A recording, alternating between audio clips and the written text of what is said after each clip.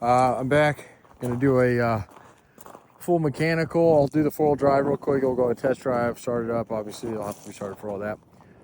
Real quick, I had to improvise. I usually like bringing a quarter or dime. Usually quarter works best. Show the tire depth. Tires are in excellent shape. I didn't really go over that too much, other than saying they're about 3 months old. They're even all the way through. You know, these are Cooper tires. These are good for a couple years. And all I had is a card on me, just a normal debit card, and I just used this down. So when I get back later, I will put a quarter up to it and show you. But right there, where it's just starting to cover the S, is about, I don't know if you can see that, where it is. So they're brand new. They're in really good shape. Okay, I still have the tits on the outside of the tire, but on the main part, they've been on for 3 months, so those are gone, but they're still, like I said, they're in excellent shape. So let me go over this thing mechanically top to bottom. Let's talk about the biggest thing. The biggest thing is that it's got 221K, I want to say, on it. We'll check here in a second. Okay, it's got a completely, from the bottom all the way to the top, rebuilt motor. We did that in-house. The way we build, just like if we do any kind of maintenance, the way my company works is our service department build our maintenance department, or vice versa, however you want to call it. It's just our maintenance department is who keeps our trucks on the road. So since it wasn't just like a little maintenance item, we decided to go ahead and tear down and do a completely, the whole engine has come out, and all the machine work was done down at Top End Performance in Grand Junction, which is probably one of the best machine shops that's still around.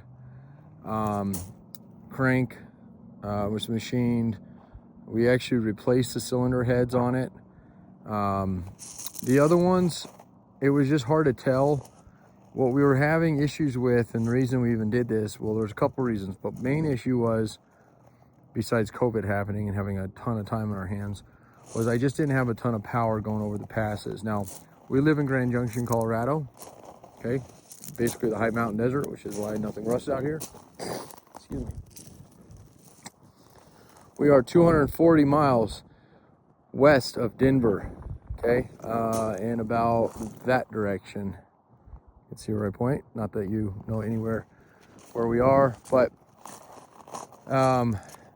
between here and there, once you get to about Vail, Colorado, there's something called the Gauntlet. Many of you who follow cars, trucks, SUVs, especially new ones, or races or stuff, they don't do races up that. That would be Pikes Peak, but they do all the new testing. It's the proving grounds for all the new vehicles, and it's important because that was the area, those 8-9% grades that I was slowly chugging up. When I was pulling trailers, when I wasn't, didn't really matter. I just didn't have a lot of power. Now this thing is bone stock, okay? It has been bone stock since new. We've never chipped it, and I'm sure I could have gained some power that way. But about 200K, I figured, you know what? It's COVID, we have time. I have the resources with Jerry. He's a phenomenal, matter of fact, not just phenomenal, he's the best engine builder I've ever met in my life. He's a savant. He's literally like Rain Man when it comes to engines. So, I had a little bit of cash saved up and decided, let's go ahead and rebuild this thing. So I had another truck. Matter of fact, it's kind of a brother to this one, and we used that one in the meantime, and had done exactly the same thing with that truck a couple years prior. So it worked out on that one. Thought, let's do it on this one. And let me tell you, holy crap. I was a little nervous going into it that we weren't going to gain much from it, thinking that maybe it wasn't as tired as it felt. Now, 200K shouldn't be very tired, but depends on what that 200K was used for. I had only had it for about 20,000. I think I've had it for about 20,000 total. So we hadn't had it for very long. We went down to Grand Junction, bought a truck when our other truck was having issues, the Cummins we had, and never really had a Duramax before this. Definitely have some differences on them. But ride quality on these GMCs, that Cummins was just breaking my back. I already had back surgery once. I needed something a lot more comfortable. We were driving across the country, and so that's why we bought this. But again, you know, around town, when I first bought it, first test drove it, it was fine. It just had plenty of power. You know, it's fairly flat here in the valley, so I didn't really take it out. And then the moment I went to Denver the very first time, I was like, holy crap, there's no power in this thing. It just was like, you know, it had plenty of torque. I got up and over the hills, but it was like going like 35, 45, like, you know, and I don't like pushing the trucks. Plus you got to worry about overheating them. If you push them too hard, get the boost way up on them and whatnot. So let me tell you though, I would be, if we had more shop space, which is kind of what we're doing right now, we're building a big garage, we'll fully go into building these things. Now we've done a couple of them. They're just, I mean, they're not necessarily easy to do by no means, and to not give anybody credit who does a good job on these. But these Duramaxes are, I think they're good motors. I think they're really good motors. I know a lot of people say the Cummins, and I had Cummins for years. Matter of fact, many Cummins motors I put over almost 1 million miles on. So, and that was towing my yard from Erie to Grand Junction. So we put those things through the ringer as well.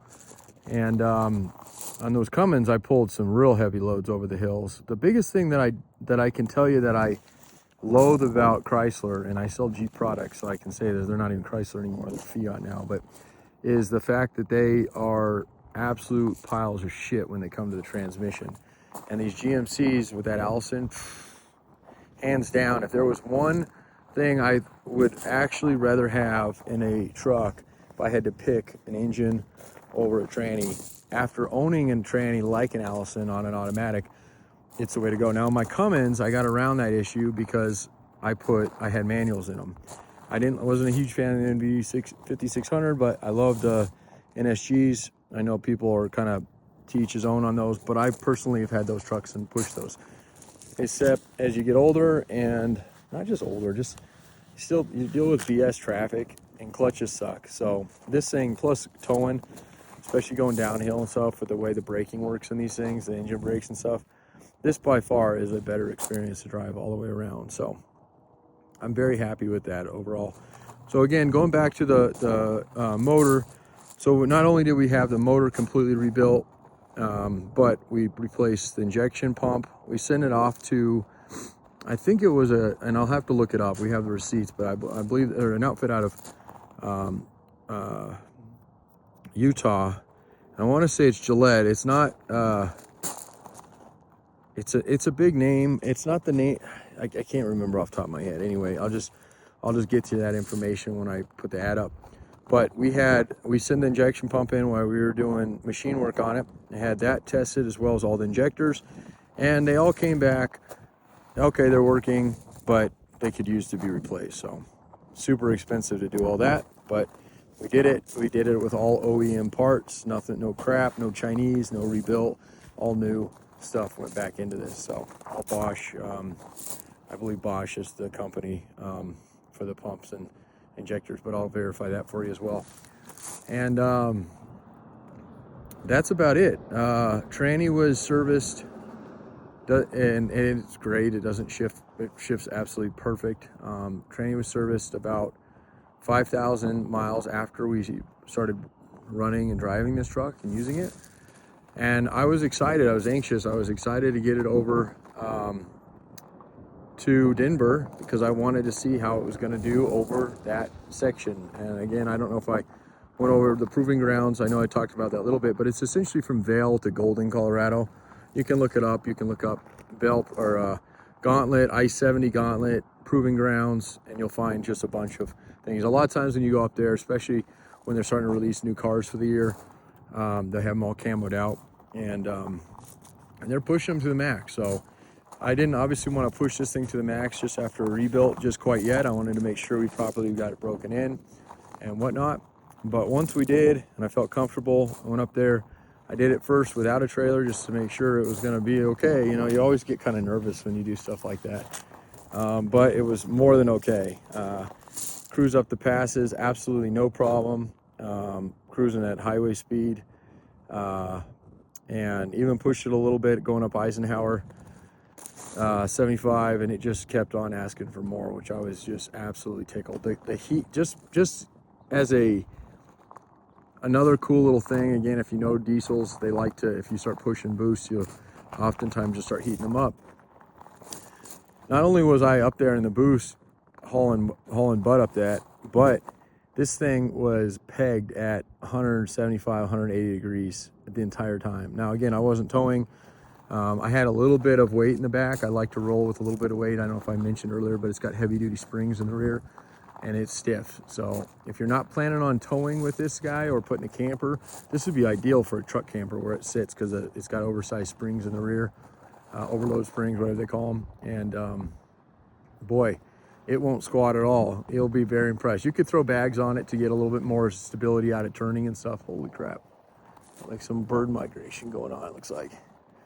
But it's almost unneeded on this thing. It sits perfect. So, all right. What else? The T-case, I think I mentioned in a different video, but the T-case was serviced and repaired. Now, it wasn't repaired because it was broken. It was repaired because there's if you know these, you already know this, but if you don't, then you need to look it up, especially even if you don't buy this truck, make sure it was done. But the tolerance for the case was not machined correctly from the factory. And the original cases in these, the back half of the case, would wear, there was a bearing issue in there, and it would literally wear a hole through it, and then you would be puking oil out and then blow a T-case up. So luckily this one had been done prior to us owning it, and you can tell when they've been done. Usually there's a tag on them, but oftentimes, if not, you can just see the way they essentially put almost like a spacer or a case half, depending on which way they went with it. This one's had the case half. So, all right. So again, trips that I've had in it, and my recent trip was LA. That was 2 weeks before Thanksgiving. I know I mentioned that in another video. Hopefully I'm not regurgitating in this one. We literally just took the whole family early Christmas present to Disneyland. We left 2 weeks before Thanksgiving, went down for a week, drove this all the way down, drove this all the way back. I was pulling a little tandem car hauler because I bought a old CJ down there while I was down there in down south of Riverside, and the thing did phenomenal. So it's had, and I have a recording of it because of I used one of the tripometers in it. I think it's B, that's got our mileage since rebuild. So we'll look at that. I want to say it's around 8,000. So, which is exactly what you want. You don't, not saying that you can't go out and buy a brand, a used vehicle with a brand new motor in it, but in my opinion, you'd always, you want, that truck, that vehicle to have a little bit of miles. You don't want it to have 50, 60K, because it's really not a rebuilt motor anymore, but definitely upwards of 10K is good. That's should validate, or whatever you want to call it, the build, and make sure everything went well in it. So let's go ahead and pop the hood again. And this is probably the longest video. It's the one I'm the most proud of, maybe, even though the interior and everything is nice. And I have videos of all that stuff. My hands are absolutely freezing. It's pretty cold out here. So let's pop the hood. First off, it's been sitting here for about an hour and a half. No, not a huge amount, but I only live a quarter mile from here, right over that hill over there. And it's super cold out. So it was cold there. I drove the quarter mile down here and had it parked while I did all these photos and videos. So it's essentially a cold start. I know these are alternator stuff, but I don't feel any warmth coming off anything in here, so I think it's sat for enough. It's cold enough out here. I don't want to just willy-nilly go down and grab an exhaust manifold without... Let's see if I can touch that guy. Oh yeah, you can see my hand down here, so she's cold. It doesn't take too long to get cold out here when it's freaking 30 degrees or whatever it is right now. So, okay, so look at that beautiful engine. Now, we did have it detailed not too long ago, but that's really neither here nor there. The motor was clean as we went back in. It's got a brand new AC compressor on it. We put an alternator on it. That was before the build, because that went bad on me. and not in a fun place either. Always in the winter, always cold. It's got brand new batteries as of 28-23, so a year ago-ish, just over a year. And they are Napa Golds. They are good batteries. I don't know what that little clip is. Probably not a good idea to have it there though. Okay. Brake booster, and this has got a Hydro Boost setup on it, which most of these do. Factory everything, factory intake, factory box, factory filters. Again, there's no added performance on it. And I don't know if I mentioned this, guys, but it's got ARP head studs. You know, we read online a lot about that stuff, and really just wanted to make sure that it wasn't gonna have any issues. You know, I know that's probably uncalled for, especially with stock power in this thing, but thought, what the heck, the next guy, if he wants to tweak it or chip it or whatever he wants to do, then he's ready to go. So as of right now, it's got a blank slate. Probably the best way to buy one of these, in my opinion, if you're gonna, especially if you plan on doing that kind of stuff to it. And you probably would have to do other things, obviously, but it's got stock injectors, stock turbo, all that kind of stuff. And then, by the way, that turbo was the other thing that was replaced when we did that motor. So, actually, that was the only thing that we had. We just sent that off and they refurbished that. But the injection pump and injectors and everything. And it's been, like I said, a couple years since we bought a lot of that stuff. We didn't actually complete the build until probably about a year ago. Just about a year ago, January. So, January 2023. So, just almost a year since we've built it, and just been using it here and there. I have, I opened that hood and closed it. I was going to start it up for you guys. See what happens when I start blabbing. I have a Kodiak now, which is part of the reason that I'm selling my little trucks. For a while, I just had a two-wheel drive Kodiak. Now I have a four-wheel drive Kodiak, and kind of an overkill, but it's got a sleeper on it, and it makes long trips, walk in the park. I don't have to stay in hotels. Not as much anyway. There's no shower there, of course, so there's still a little bit of need for that. But all right, and then all the warning lights work. You can see all that stuff comes on like it should. Okay, and that engine light, right? So there's no engine lights on this, but that engine light's going to stay on until we get it fired up here. That's just how they're supposed to work. So 221 and 221.28. All right, now come on, focus. There we go. Now there's your temp there. There's your tranny temp way over there. Okay, seatbelt lights flashing at us, and it says battery.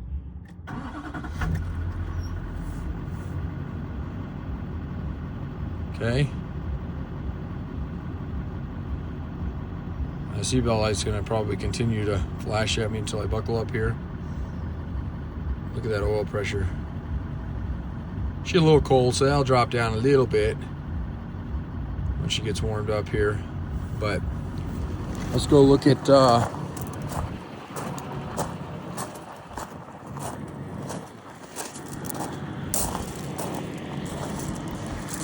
I know that looking at a tailpipe isn't going to give you a lot of cues, but there's not even a fluffer of smoke coming out of this thing.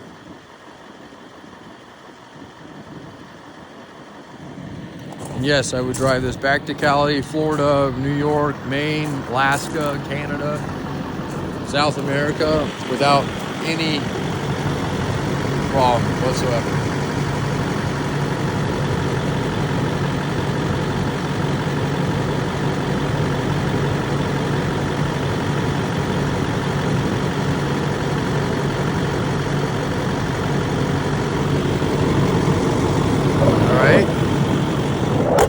So now I'm going to show you the four-wheel drive, and we're going to take a little test drive in it and show you how exactly close I really am, although I'm going to go probably a little longer way. I'll just go the short way. The short way is like literally right there. The problem with the short way is that it's extremely hard to turn into my place from the short way, and I'll show you that here why in a second. there's a ditch road that goes into our house, but it's like kind of borders this. So, all right, so we're gonna go. I'm gonna show you 4-wheel low first, and then we will do. Okay, so we got to put it in neutral, and then we're gonna click over here, and there you go, perfect, just like it should. Okay, now there's not really any way to show that this is working other than turning the wheels, and we're on. Never ever do this on dry pavement because you can really hurt some stuff down there, but you can kind of get, and if we were on pavement, it should be squeaking right now, but or bouncing around and kind of binds everything. So I know this is not really, other than just the light being on, not really showing you a ton, but and then reverse, of course. I hope you can feel, just the thing is so torquey and low, it just, and of course this is not only showing 4-wheel drive, it's also showing you the transfer case. Okay, and then we're gonna go back into, let's see, where am I at? Reverse. So we're gonna go, I always get confused where I'm at. There's park. All right, so there we go. So we're gonna go back into 2-wheel drive here. And then we are going to, let's go ahead and show you 2. Let's see here. Vehicle settings, these are all your vehicle settings. Let's see here. I always forget these trucks. Where's these are kind of your info buttons here. So there's your range, how many miles are left. 172 miles. Fuel used. Let's see. Oil life left. Okay, there we go. So this guy here is going to get us to our odometer. Our current one is 183. It's about 184 on this tank. And our trip B, there we go. Okay, so there's our mileage since rebuild. So actually almost 9,000. 8844.4. Okay, now if you I'm not going to do this because I like to kind of keep an eye on that. But if you ever did want to use your trip B and not lose that, you just write that number, whatever it ends up being. Okay. And then keep track of that. Obviously, you just add that. Or take that number, subtract it from your odometer, write that down, and then just put a sticker on it, and you know going forward how long you got. Okay?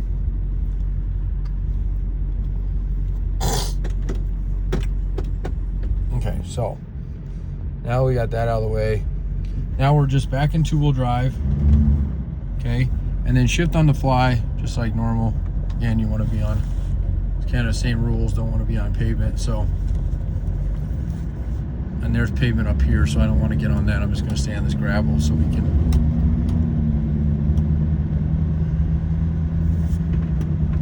Let me buckle up so you can see all the lights go off on the dash too. Maybe. All right.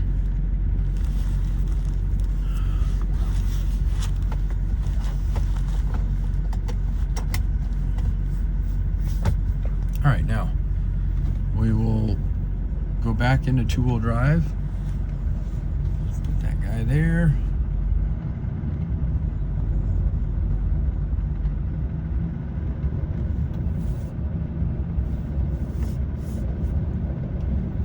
You know what? I might as well go out and do a long video because then I can get up to speed for you.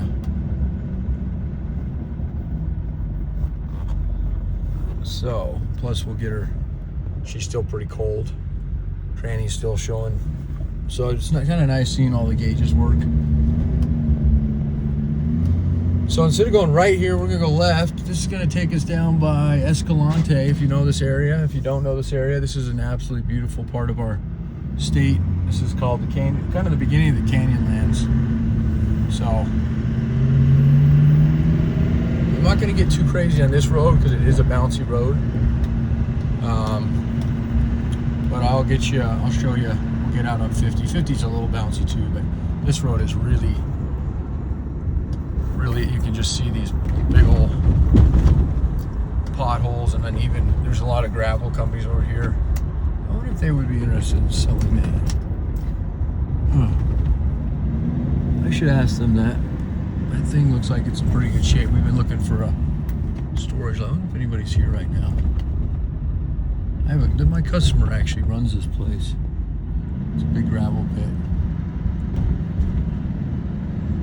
And I totally forgot they have and they lost. So anyway, the structure's there. I don't know if you guys know what I'm talking about. It's that garage looking thing. I don't know if it was one of those,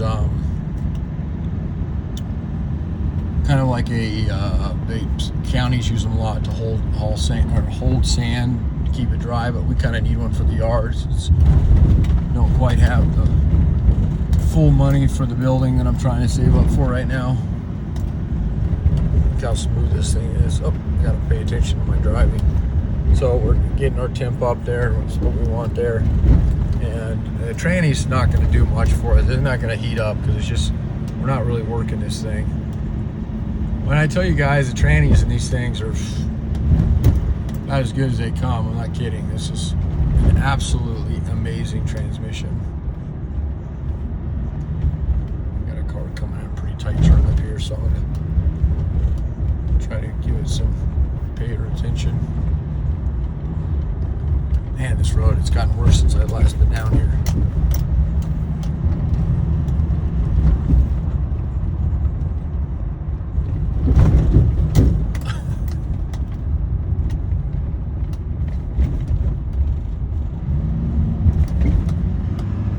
And then back there, so to the right, down this way, you have Delta Montrose. That goes all the way down to Uray. They call that the Swiss of the Rockies, or I can't remember anyway, Swiss Alps of the Rockies or something down there. It's real pretty. Then the mesa, this is the largest mesa, I think it's the largest mesa in the world. It's huge. It is such a bizarre thing. Like, take Alaska's tundra, that's what it looks like up there. And it's completely just flat, and it goes for a long ways, a couple hundred miles. Its width is gigantic. It goes from the edge of Junction all the way down past to the edge of Delta, and then, I mean, almost as far back as Carbondale and those areas. It's just a real big area. Very, very pretty. Lots of moose and bears, and there's 130 lakes up there. Very, very cool. I think a bird shit on my window right after it was detailed. Excuse my French. That house right there, they're finally rebuilding it. That house burned down about a year ago, a year and a half ago. One of our calls with the fire department. And everybody got out.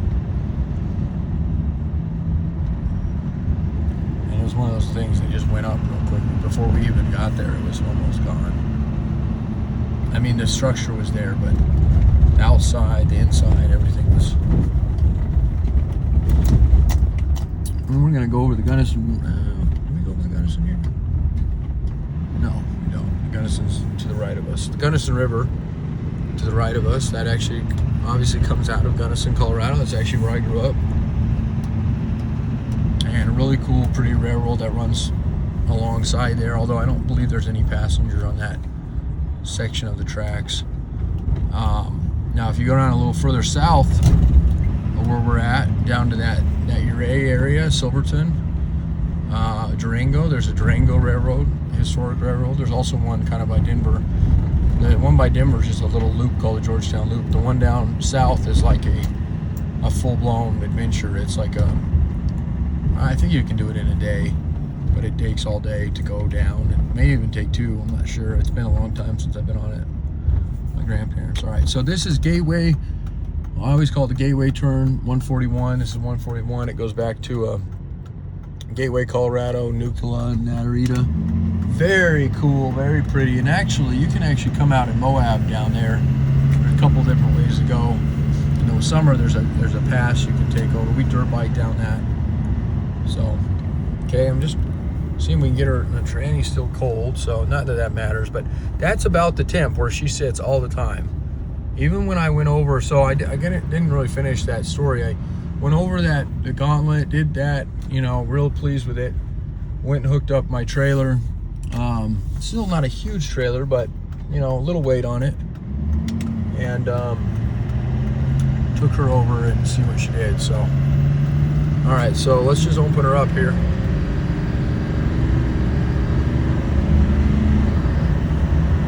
Still gotta pay attention to the road.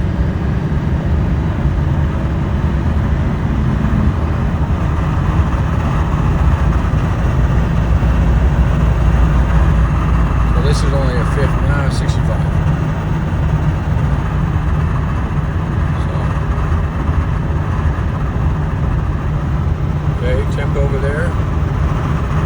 Move on her.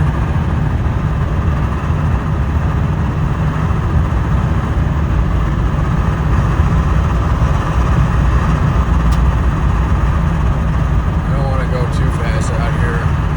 It's usually a steady sitting around here somewhere. I know most of them, but still having a phone in my hand, which hasn't quite changed. January 1st, we'll join the rest of you, and no more phones in the hand. So I'm not looking down at it all, but I see why they do it. I see enough crashes with teens that, you know, it's gonna be a little bit of a bummer. You can't even have it in your hand at all, but I understand. Like I said, there's been some bad crashes with it, so, but for now,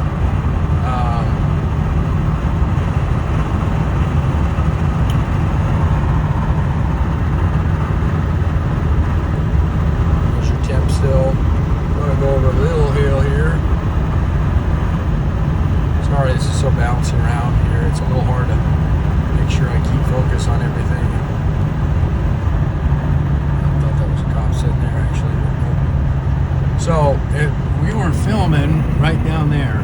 That was where we were a minute ago, where I took all those photos. Not there, way down there. You see where those buildings are out there? So we were in that gravel parking lot right there.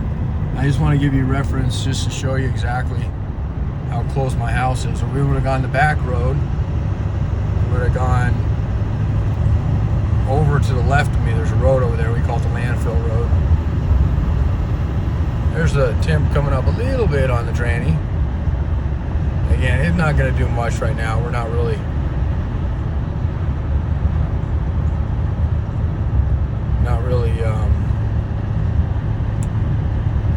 doing anything to push it right now, but okay. So then the landfill road is right there, and so there's a little truck park down there. So had I come out there, my house is right there on the corner, it's a little red one, and this is going to be perfect timing. But because all I do is going to make a real wide turn into my lot. This is a private access road. It's leased road from the ditch, but so you can't drive on this a lot unless you are me or family or somebody else. But so otherwise you have to come off that road and turn into it. It's just, that would have been okay there because I took on the shoulder. But anyway, like I said, I wanted to give you a nice long test drive. Temp's right back down to 180 or wherever it likes to sit around. I think we only hit maybe 190 there. There's my puppies.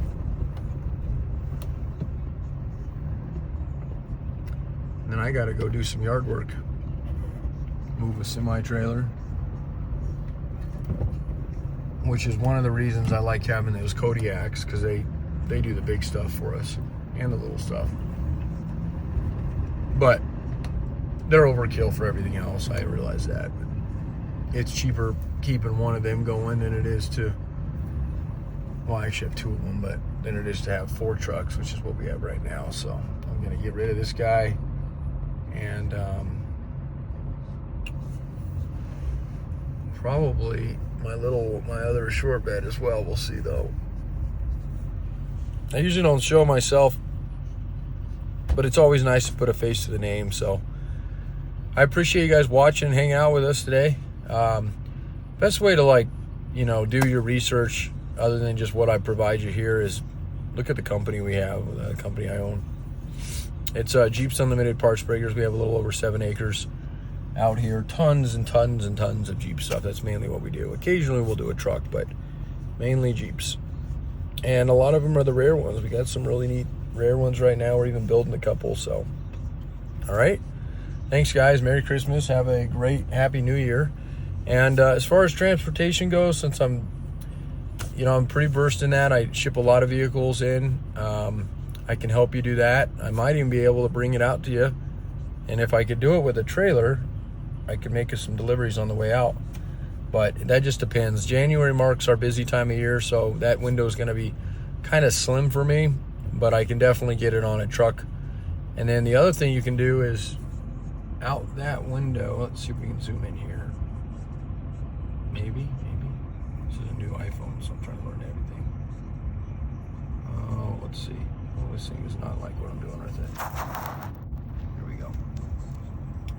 Okay, right out there is that big building. And kind of hard to see. That's the hospital. But to the right of it, which is a little, I think this is as much as it'll go.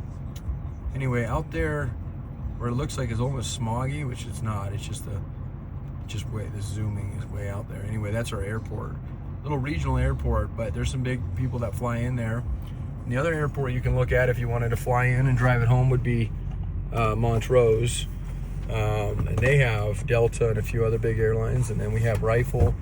And then my mom lives in Denver, so getting into Denver or even possibly Las Vegas would be a piece of cake. As I go down